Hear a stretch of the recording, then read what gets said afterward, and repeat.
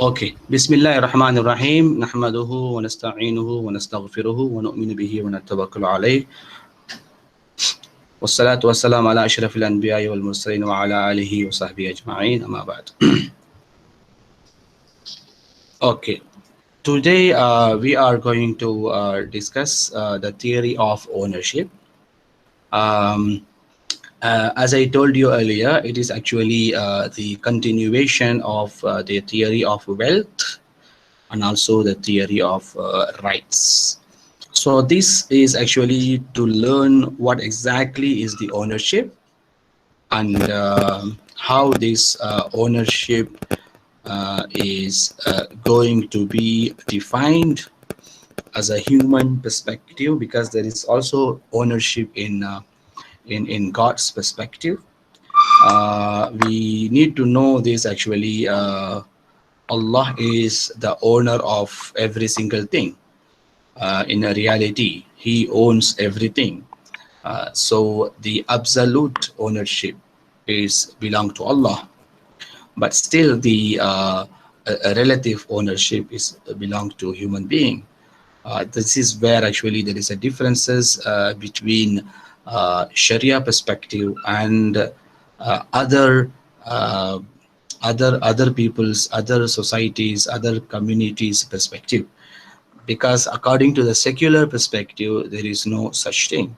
There is no absolute ownership and relative ownership, because according to secular perspective, they can do anything what they want with their ownership. So now when it comes to ownership, in Arabic we call milkiya. So this milkiya is actually the fundamental value in Islam. The fundamental value, because we are going to, and we have been dealing with this property since the beginning of the time.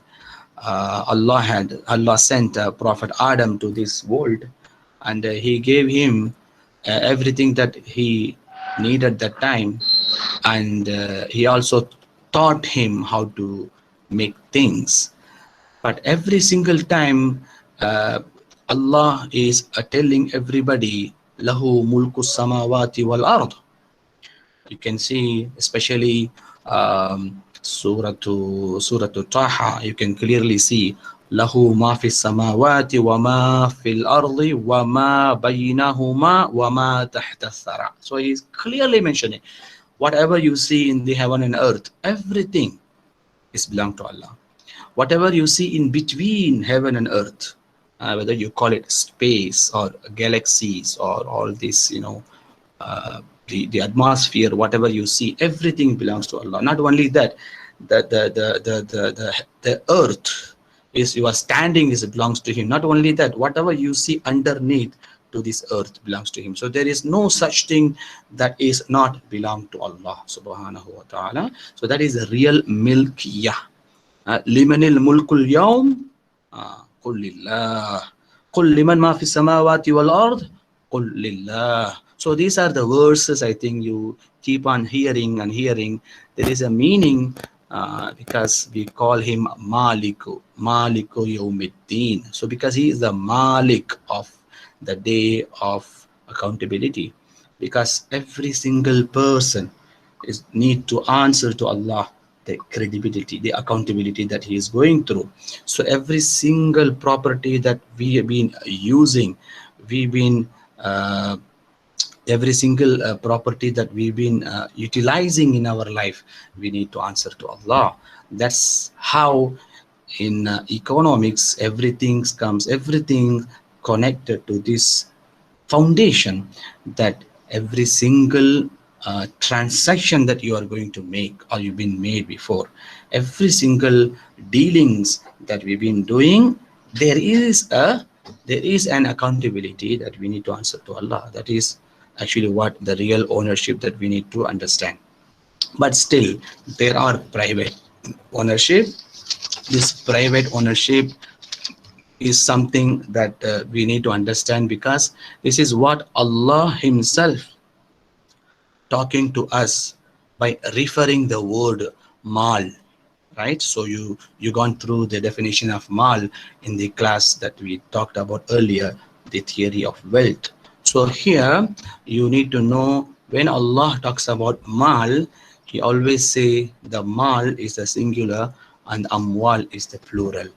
So Allah always say amwalukum, amwaluna, malukum, amwaluhum. You can clearly see that Allah is connecting the al-mal to you sometime. Amwalukum, innama amwalukum wa auladukum fitna.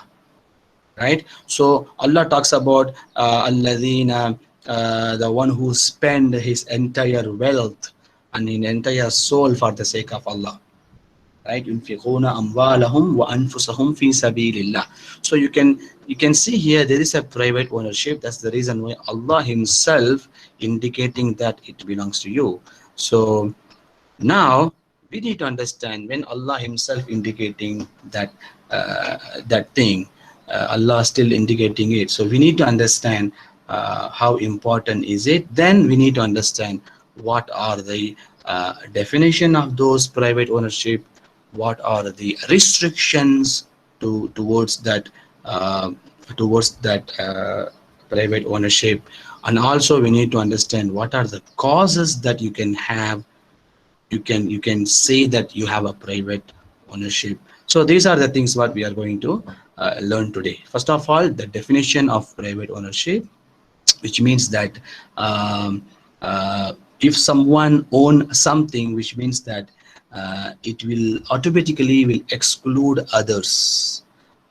It will exclude somebody to come in or to use that property. That is what we call private ownership. If I own a phone, meaning to say that I am the owner of this phone, meaning to say that it will exclude others to use this phone. Yeah. Also enable the owner to make use of the property itself. Not only the property, also the usufruct of this property. What I mean by the usufruct, I think I told you last time, it means manfa'a, meaning to say that whether I use this phone or I gave it to somebody, use this phone, and I take the charges for the usage. I rent out my property, whether it is my phone or my car or my apartment. So this is called usufruct. So this is all comes together. It is all called private ownership. Still, however, there are few circumstances that a person cannot even use his own. He cannot use his own. For example, if a minority, if someone is minor, someone is insane, someone is a prodigal. Prodigal means sufha, the one spends excessively. If someone is bankrupt, yeah, someone has to pay to somebody, he became the bankrupt. He cannot even use his own property, but he cannot use it. So these are the exceptions are there, which inshallah we will be looking into that.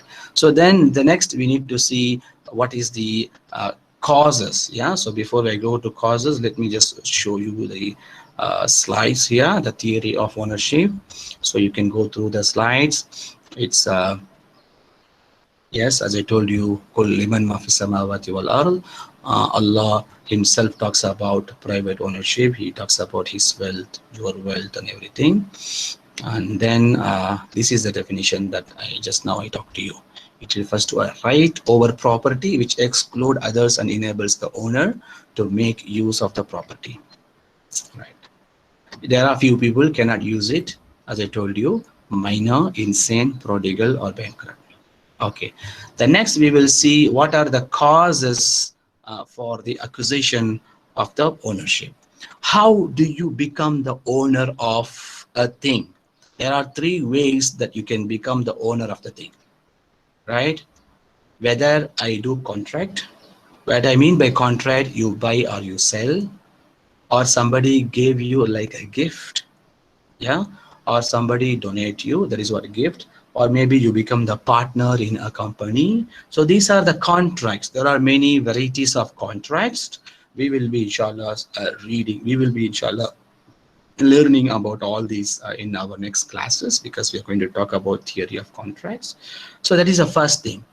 Through contract you become the owner. Number two, through inheritance. You don't do anything, but when our parents passing away, when they die, and uh, they are descendants, their children will take care of the properties. So it comes to you automatically from your grandfather, grandmother, or your father, or your mother, or brother. It comes after, when once they die, it comes to you.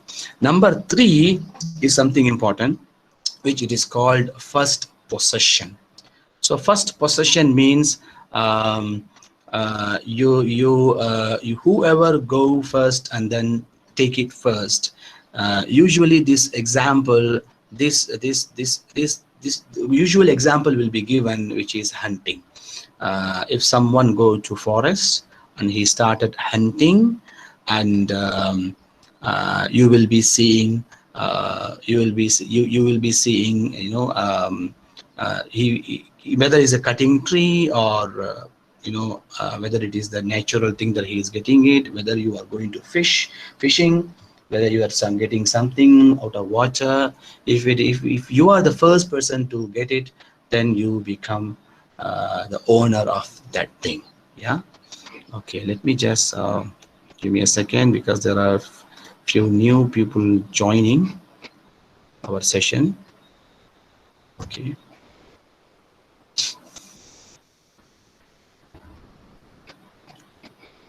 Okay. Okay. So I'm coming back to this slide. So these are the three causes. These are the three causes that we have.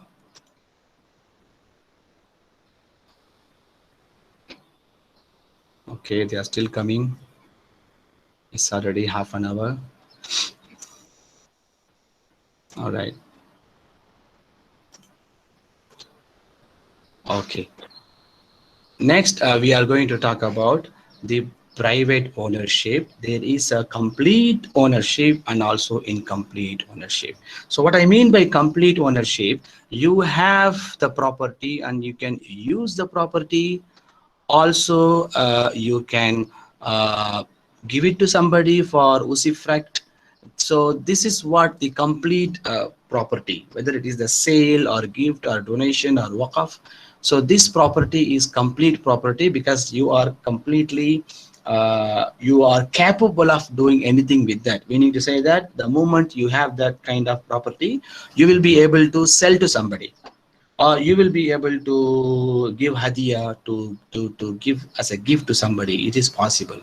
The other one is incomplete property, which means that it is not completely available for you to sell to somebody.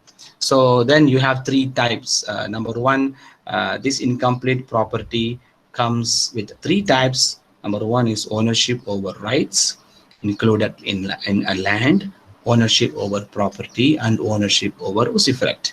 What is ownership over rights? There are many examples can be given for this. You have the right to do certain things. So the modern example I can give you, if you are living in an apartment, there is a right for you to go and use the swimming pool. So you have the apartment, which you are the owner of the apartment, but the usage of the swimming pool is actually your right to use the swimming pool. But will you be able to sell that rights to somebody? Right. So this is the question here. Let's say you have the agricultural farming land, and you have the water supply for that land, irrigation we call it. This irrigation, the water supply, it is actually common for everybody. You have the right to use that water irrigation, but it doesn't mean that you can actually sell that irrigation to somebody. Right. So it goes to so many things. For example, if you are living in Kuala Lumpur or maybe in Selangor, there is a different kind of taxes applied to you. So now you actually you have the right, for some reason you are paying less than Kuala Lumpurian because you are living in Selangor. But it doesn't mean that you can actually sell that right to somebody. This is what we called, because this is incomplete ownership. Yeah, I hope you understand this very clearly, right? The other one is actually ownership over property, meaning to say, um, ownership over property is actually, you have the property is owned by one person and it is usufruct by another. You have already given to somebody for rental. So now you are only, you are the owner, but you are not the complete owner because you have already given to somebody for renting. So you have your tenants with you. So as long as he is living in that place until his agreement cancels, until he ends his agreement, you are not allowed to sell that property to somebody without his consent. Yeah, so this is what we called, even though you have the house, but your house is under somebody's sifrat manfaat, under somebody's rental, you become, still you become the incomplete owner. The last one is ownership over usufruct. This is what, when they're the same thing like I told you, but this is other way around. Now this time you are not the owner, you are the person who resides in the house and you are renting the house from the owner. You are only the owner of the usufruct, you are only the owner of the manfa'ah. You cannot sell that manfa'ah to somebody. You cannot sell, sorry, you cannot sell that house to somebody because that house is belong to someone. But here the question is whether can I sell my usufruct to somebody or not. So this is the question. I think we discussed this earlier. According to Abu Hanifa, usufruct cannot stand alone as a property, but the majority scholars, they say it can stand alone as a property. So these are the differences are there. Other than that, no one is allowed to sell the house because that is not your house, because you are just staying there for a few months, or maybe until the agreement ends. So examples can be given: ijara, i'ara, waqaf, wasiya, and everything. So this is all comes under ownership over usufruct. Then we can again talk about this ownership over usufruct. What are the characteristic of this, the last incomplete ownership? The last incomplete ownership, something important. There is a there are a few things that we need to know. What are the characteristics of ownership over usufruct? Unlike a complete ownership, it is restricted to time, place, and condition, because you must know until when you really want to stay there. So the agreement must be there, right? And then also there are conditions to be subjected. Whether he is giving you to use the entire house, or whether is he allowing you to use the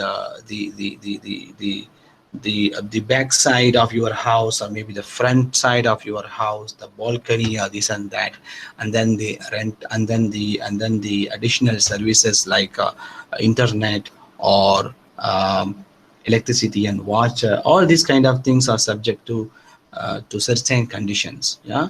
Also, as I told you earlier, number 3, it is actually non-transferable upon. For example, if the owner of the usufruct, let's say I live in somebody's house, I am the owner of the usufruct. Now, let's say if I passed away, can my son get the inheritance of this usufruct or not? Understand? We are not talking about the inheritance of the house, for sure, because house is not to me, it is not my house. We are here talking about the usufruct of the house, which means that I was living here. I had an agreement until 1 year, but after 3 months I passed away. So the remaining 7 months, can my son, uh, by the way, once I passed away, the agreement also can be cancelled. But here the question is, can my son can take that as an inheritance and continue staying in that house for that price? According to Abu Hanifa, it is not possible. That's because the usufruct is not standalone. It is not stand as a property alone. It always comes together with the house or with the property. It cannot stand alone. For that reason, according to Abu Hanifa, he says the agreement must be cancelled, but the agreement can be rewritten. The agreement can be written again. But according to majority scholars, it's a different thing. What they say it is possible. Uh, he actually the beneficial ownership. The beneficial ownership means what? The Usufruct. It can be transferable. Yeah. Okay. Contract in ownership over Usufruct is a trust contract. So if someone destroyed or become a defective, if it is proven, yes, the person who stays in the house, he has to pay all those things. But this one comes, and so but what about the maintenance? The maintenance of the house, the additional taxes that that house are supposed to pay to the government. Who supposed to do all this? The real owner supposed to do all this. According to Sharia, the real owner supposed to do the maintenance, because when the owner of the house started collecting this rental, he's supposed to collect for the entire maintenance and everything. That's why maintenance should not be on the tenant. It will be very difficult, but we can see sometimes it is, the reality is the opposite, so which is actually not correct. But when it comes to i'ara, which means borrowing, let's say you borrow a motorbike from your friend, which means you didn't pay the rental. It comes under i'ara, not ijara. Ijara means renting. I'ara means borrowing. So now, if you are the person who borrow uh, a motorbike from your friend, and who's supposed to do the maintenance, right? So there is a tricky question here, right? If you rent a motorbike from one of your friend or maybe non-friend or somebody, the motorbike owner must do the maintenance.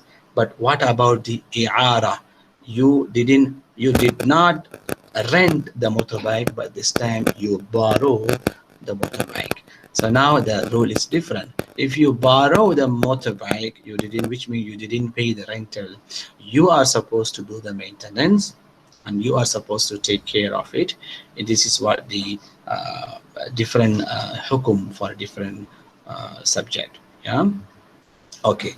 Is there any restrictions over restriction on ownership rights? Yes, of course, there are many restrictions, because a person cannot acquire ownership over public properties. So these are few differences I want you to understand.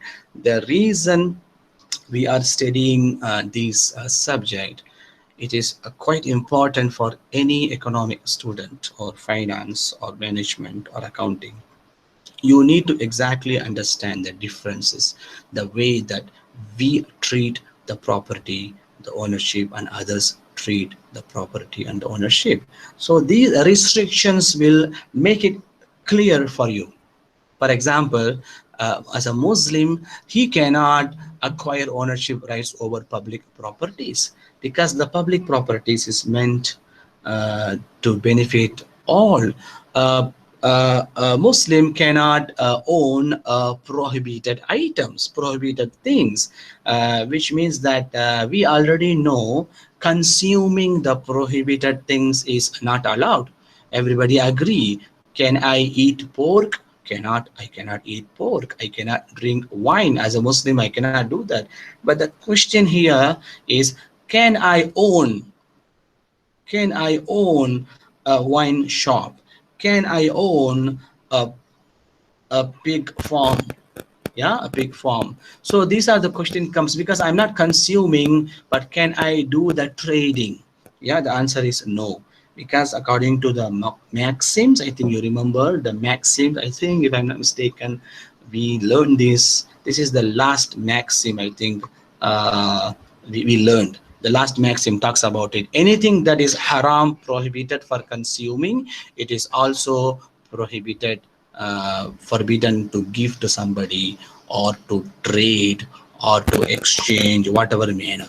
So now you need to understand the differences between the ownership rights in secular system and in Islamic system. I think that's the reason why you are taking this subject. So it's very important. We cannot own any public properties. We cannot own any prohibited properties.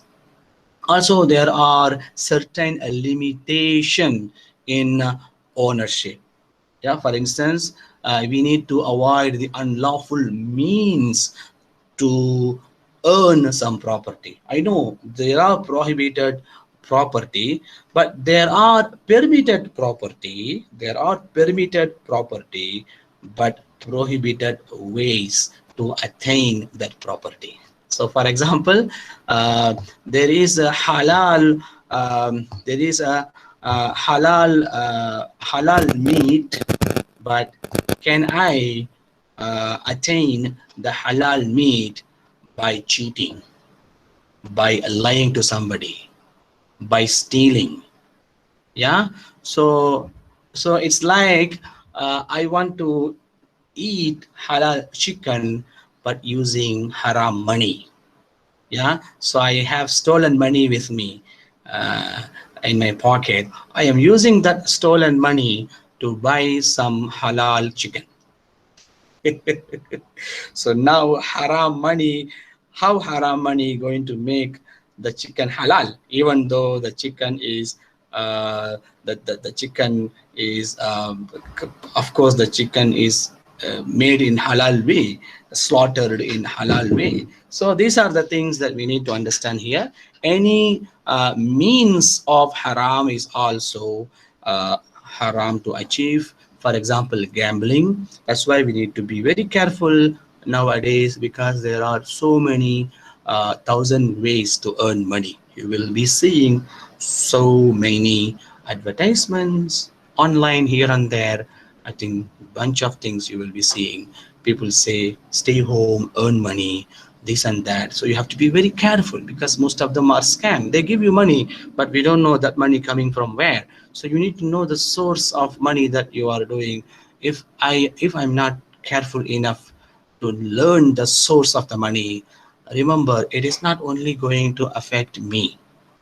Remember this, it is not only going to affect me, it's going to give a, a problematic impact, or it's going to give absolute obstacles and impediments to my children, to my spouses, to my my entire family, because of the source. If I have to know the source of money, where it comes from, you have all the right to ask your employer. Ask, you are going to pay me this amount of salary, I have all the right to know from where you are getting that money. All right. You don't have to be just, be quiet without asking where is the source. You must be asking the source, where exactly you are paying me this money. So that's the reason why you need to know this. The means of earning is very, very important. And the previously whatever I told you is the restriction on acquisition of ownership. The next one I'm going to talk about the restriction related to utilization. When it comes to utilization, it's very clear. Whatever Muslims are earning, we need to earn for the sake of Allah, because we need to pay zakat for that. Yeah, also we need to do the zakat, sadaqah, charity. We need to help poor. We need to help our brothers and sisters. You need to have that intention in your heart every single time you earn something. Yeah. And um, also you need to know the wastages. The wastages is quite important to know here, because Muslim is prohibited from wastages. Inna Allah la yuhibbul musrifin. Because shaitan is the one who likes israf, because he want, because not necessary that shaitan has a thousands and thousand ways to destroy this humanity. I think I told you earlier, he told Allah, I will destroy them.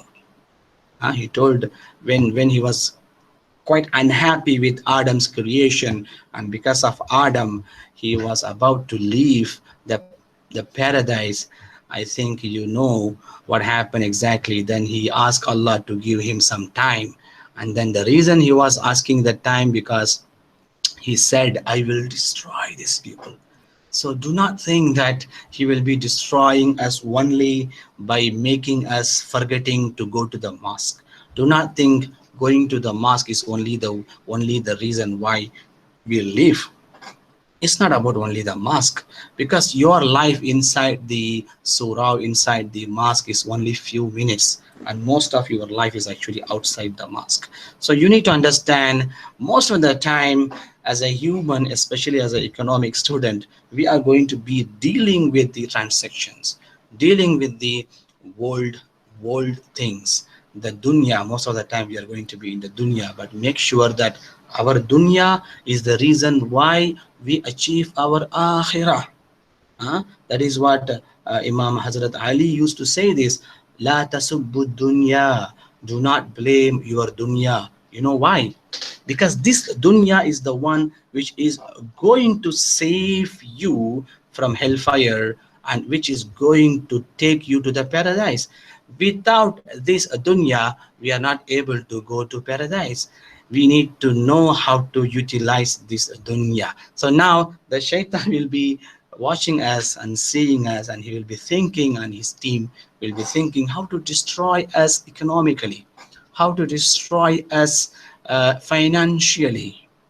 So how to destroy us by showing us attractive things and not to care about the prohibited items. So this is what he has been doing with especially Muslims countries and everywhere all over around the world, and he's been succeeding. So we've been thinking that he will be only stopping us from the masjid. No, he is keeping us in the bazaar. He is keeping us in the supermarkets and making us doing all sort of, that's why it's very, very important to understand. A Muslim should be prohibited from wastage. He should be thinking that whatever he earn, he is going to help the economy. uh, Whatever, we need to understand, ibtaghi ad-dar al-akhir bima ataka Allah ad-dar al-akhirah. Whatever Allah has given you, use that to seek your akhirah. So let's say I have given a shop, I have given a job, I have given a skill, I am a freelance, I can use that skill to earn some money.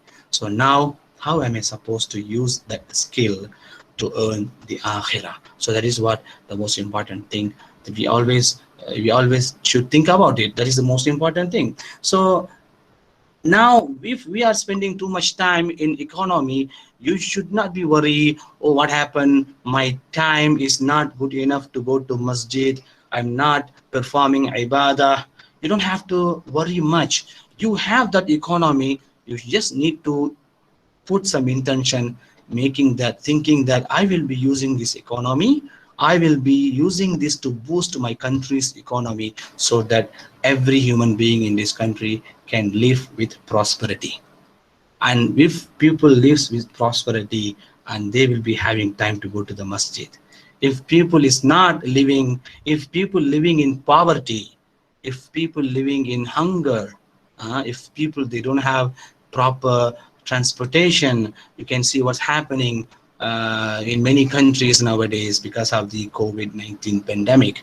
They don't have transportations, and then they are walking thousands and thousand miles. So now this is what actually the problem that we are facing. So we should be shukr to Allah, because we are living in a country where, mashallah, everything is in accordance to what we need, and we are be able to pray. Alhamdulillah, we spend our Ramadan. So this is what actually I would like to tell you here. So whatever that the investment that we are doing, we just need to think that I will be intending to boost the economy and create job opportunities to others. So creating job opportunities is the biggest thing to do.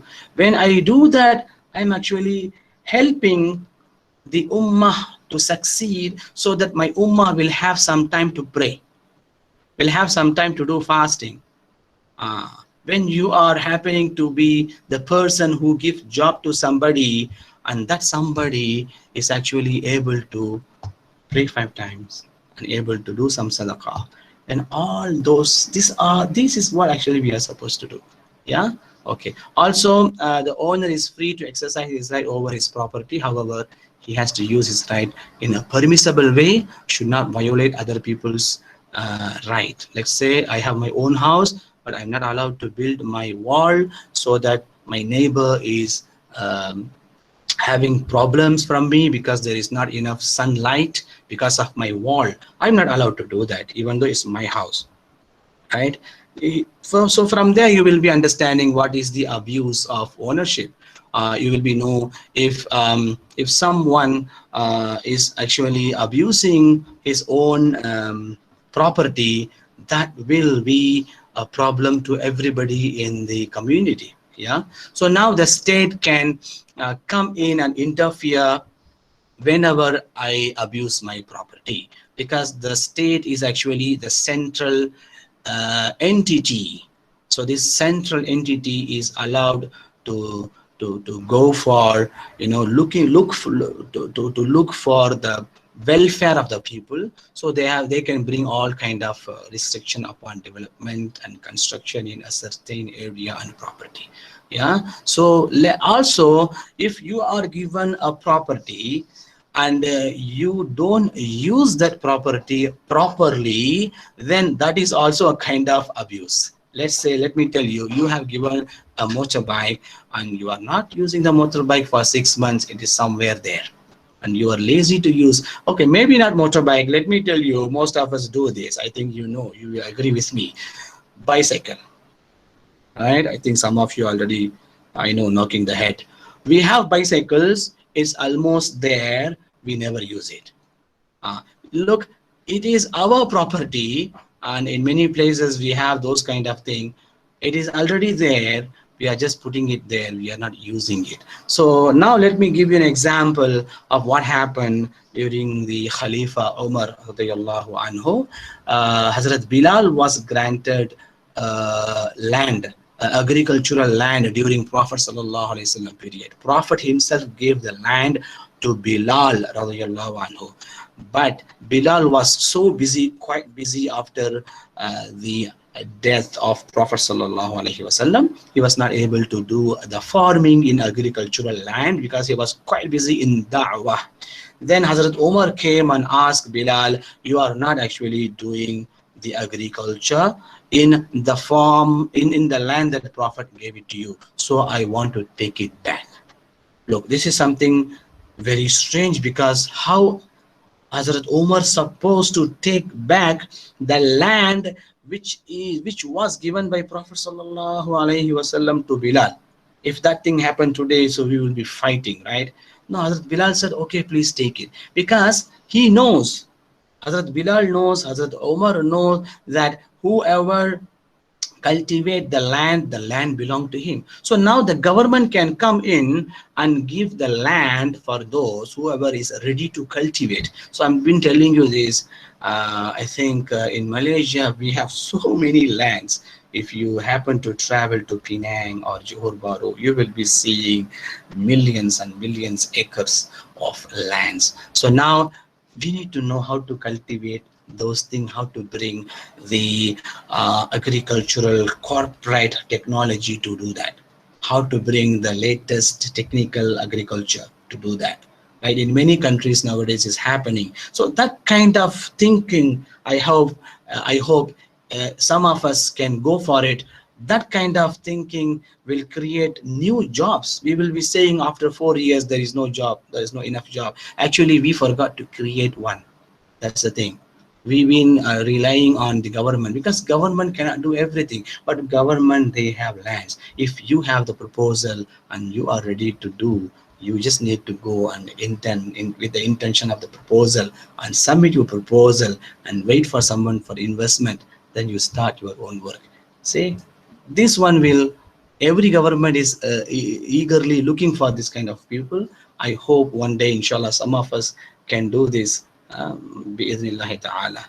All right. And then the last one, properties. There are some properties that cannot be owned by individuals. Yeah. So for example, this is also another thing that we need to know, the differences between our Islamic system and secular system. In secular system, everything different, because in secular system everyone can own anything. That is the reason why you will be seeing people in some places, people say the island for sale. You know, the islands for sale. So basically speaking, any islands, any lakes, any water, any water institute should not be sale for anybody, even including forest, including mountain. I'm just sorry to say this, even some of the mountain in our country is already given as a sale. So these are the things we need to know according to Islamic system. Because Prophet ﷺ said Muslims are partners in three. Number one, grass. You know, grass means including forest, all the greeneries you see. All the greenery, forest and everything is actually belong to everybody. And water, the lake, water supply, water institutes, all these belong to everybody, including fire. Fire that time could be typical literal fire, but now it could be electricity, now it could be petrol, it could be anything that you can fire it up, you can build, you can burn something, whatever it is comes under fire, or the energy that you need for something to drive, everything comes under fire. So these are the natural resources, for example, public pastures, forests, rivers, inland water resources, soil resources, wildlife, land, mountains, mines, even minerals and everything. In fact, even Imam Malik said, even in your own land, if you have minerals, it belongs to the government. It is your own land, but according to Imam Malik, he went to this extent saying, if you have minerals in your land, everything's supposed to um, belong to the government. But other majority scholars, they say, no, if it is comes under your land, you are able to sell it, but you have to pay a zakat, because zakat for minerals is different. It is 20%. You have to pay 20% zakat for each and every minerals that you are taking from your land. So these are the different things. So you need to know that all these natural resources, all this, it actually belongs to everybody. In this, we are actually different from secular system. You need to know the differences, which also can be given, examples can be given, rivers, forest, land, mountains, minerals, soil resources, etc. All these resources belong to people. The state can actually take the in charge and can give it to somebody just for the management. For example, as the state, the government can give it to some company to, you know, to cutting, for cutting the trees, especially for the sake of the roads, and also we call it lodging. Yeah, lodging, all these kind of things they can actually do. um, they, these kind of contracts can be given by the state, by the government. You can do the logging, you can, for the limited time of period. So I think uh, that's all for today. I think I will stop here as a lesson stop. um, I will just stop sharing this the screen. So I'm coming back to you. So hopefully, yes. So I'll just give you a few minutes to talk to you. Is there any part that you did not understand? Please feel free to ask your questions. If you don't want to open your video, it's fine. You can unmute and then you can ask us questions. Also, after 5 minutes, then I will open the floor for everybody to ask other than the slides, other than the today's class. You want to ask about how we are going to do this class next week, next Monday, or maybe you can ask questions regarding the assessment, the final exams, and those the people who joined recently, lately, can also ask questions. Yeah. So first of all, let me ask you: do you have any questions with regard to the class today?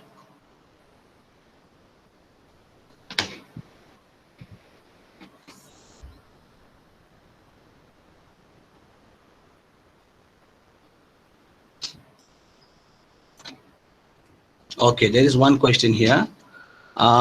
Sir, if we bought a car, is it considered to be first possession? No, no, it is not considered as a first possession, because when you are buying a car, it is actually a contract. So according to the way of the way to accumulate your property, there are three ways to accumulate. Number one is contract, number two is inheritance, number three is first possession. The first possession is something long time ago people used to do that, but now, yeah, you can still do, but there are some restrictions. Let's say you want to do hunting, you can go to any forest, but you should have the license to go to the forest. And then also fishing, because you don't know what is available under the sea. Yeah, so now you can actually do fishing, but you need to get some license in order to do that in certain places of the world. In some country it's okay, you can just go and you can do. Even in many places, even people go to the forest, and when they come back, they come with rabbits, sometimes they comes with a deer and goats and everything. Hopefully it is actually jungle, it is a wild animal, it is not the custom domestic animals. You are not allowed to, can I take somebody's chicken? You cannot take somebody's chicken alive, because that chicken belongs to somebody. Of course, they let that chicken, it's a domestic animal, they let that chicken outside, for seeking the food. You clearly know, but so if someone possesses it, you cannot have it, right? It's like if it's not straight, it's not straight. Chicken is a domestic, somebody's own it. Yes, any other questions you can ask, or you can actually write it. Okay, just now, this is from Mandy Smith. Sir, just now, do you mean that natural resources are owned by the government? Yes, most of the natural resources is for everybody. That is the reason why it's owned by the government. But if it is in your own land, then you are allowed to discuss with your government, you negotiating, because you are not going to extract the minerals by yourself, because there are so many consequences to extract the minerals from your own land, because you might need the most expensive technique, the most expensive instrument to extract that kind of minerals. I'm talking about petrol, kerosene, crude. Maybe you may have methane or ethane. There are so many things that are available inside as a mineral, we can call it. So now, as a private, you may have it, but you can also sell those minerals to your government, or maybe you can actually negotiate with something to do that, to have some sort of portion, but you cannot actually do by yourself, because it only government own this kind of natural things, so that they can actually distribute to everybody. But according to Imam Malik, it is different. According to Imam Malik alone, he says if you have minerals in your ground, you are supposed to give it to government, everything. That is only his idea. Yes. Any other questions? What about a rent, transportation? If accident happen, who is responsible for that? The borrower or the owner? Yeah, this is very good question. So according to Sharia, of course, this is actually what we call is accident. And then, as I told you, if you are not guilty, if your mistake is not proven, if yourself you did it, and then you come and say I didn't do anything, then it's a lie. Of course, you have to answer to Allah. But if there is evidence that you are the one who did it, because nowadays there are so many CCTV, this and that, if you are the person who did it, yes, of course you are the person, you are the one who's supposed to pay for it. But if accident happen and it's not your mistake, of course there is a takaful, there is insurance, the insurance will take care of it, and the insurance will pay everything. In fact, the owner also is safe from the insurance, and that takaful is actually permitted in Sharia.